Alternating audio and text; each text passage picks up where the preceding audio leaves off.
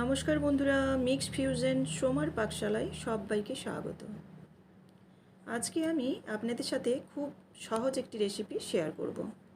আমার চ্যানেলে মসুর ডালের অনেক রকমের রেসিপি আছে, তো আজকে আমি বানাচ্ছি কারি পাতা দিয়ে মসুর ডাল। তো চলুন, মসুর ডাল বানানোর জন্য কারি পাতা দিয়ে প্রথমে আমি মসুর ডালটাকে ভালো করে ধুয়ে নিচ্ছি। এখানে 1 কাপের মতো মসুর ডাল নিয়েছি, নিয়ে ভালোভাবে আমি মসুর ডালটাকে ধুয়ে নিয়েছি 3 থেকে 4 বার। তারপর একটা কুকারের মধ্যে আমি দিয়ে দিলাম। এবার এর মধ্যে দেব পরিমাণ মতো জল। এখানে জল আমি মোটামুটি 2 বাটি দিচ্ছি, আপনারা আপনাদের পরিমাণ মতো দেবেন। এবার দিচ্ছি হলুদ গুঁড়ো আর দিচ্ছি লবণ। দিয়ে আমি কুকারের ঢাকাটা বন্ধ করে একটা সিটি দিয়ে নেব। একটাই আমি সিটি দিচ্ছি, কারণ মসুর ডাল বেশি সেদ্ধ হলে খেতে খুব একটা টেস্ট হয় না। এবার আমি একটি কড়াইয়ের মধ্যে সরষের তেল দিয়েছি। সরষের তেল দিয়ে তেলটা গরম হলে দিচ্ছি শুকনো লঙ্কা ফোড়নে, আর দিচ্ছি গোটা জিরে। দিয়ে এটাকে একটু নাড়াচাড়া করে আমি ভেজে নেব। দিয়েছি কাঁচা লঙ্কা আর দিলাম রসুন কুচি।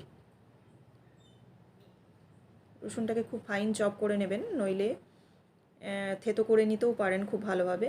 দিয়ে রসুনটাকে একটু আমি ভাজা ভাজা করে নিচ্ছি। এবার দিচ্ছি পেঁয়াজ কুচানো। এখানে হাফ আমি পেঁয়াজ কুচানো দিয়েছি। দিয়ে পেঁয়াজটাকে আমি একটু ভালো করে নাড়াচাড়া করে ভেজে নেব।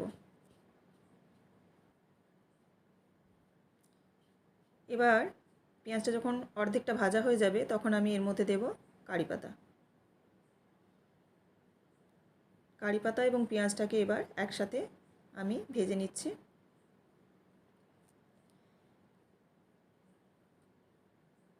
খুব ভালোভাবে নাড়াচাড়া করে পেঁয়াজটাকে একটু লাল লাল করে আমি ভেজে নেব।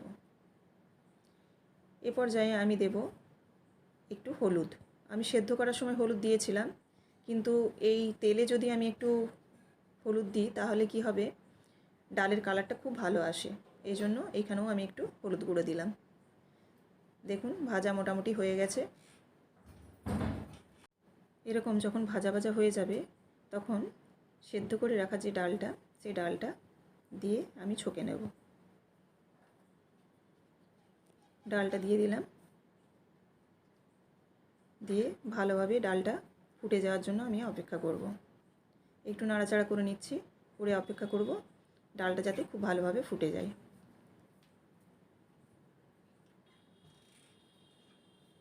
ডালটা ফুটে গেছে। এবার খুব ভালোভাবে আর একটু ফুটিয়ে নিয়ে 1 থেকে 2 মিনিটের মতো তারপর আমি ডালটাকে নামিয়ে নেব। এটি ভীষণ একটি সহজ রেসিপি, এবং ভাতে আমাদের একটু ডাল বা ঝোল লেগেই থাকে। তো সেই কারণে একঘেয়েমি রোজ মুসুর ডাল একরকমভাবে খেতে ভালো লাগে না, সেই জন্য আমরা কারি পাতা দিয়ে এই মুসুর ডালটা বানিয়ে অবশ্যই খেতে পারি।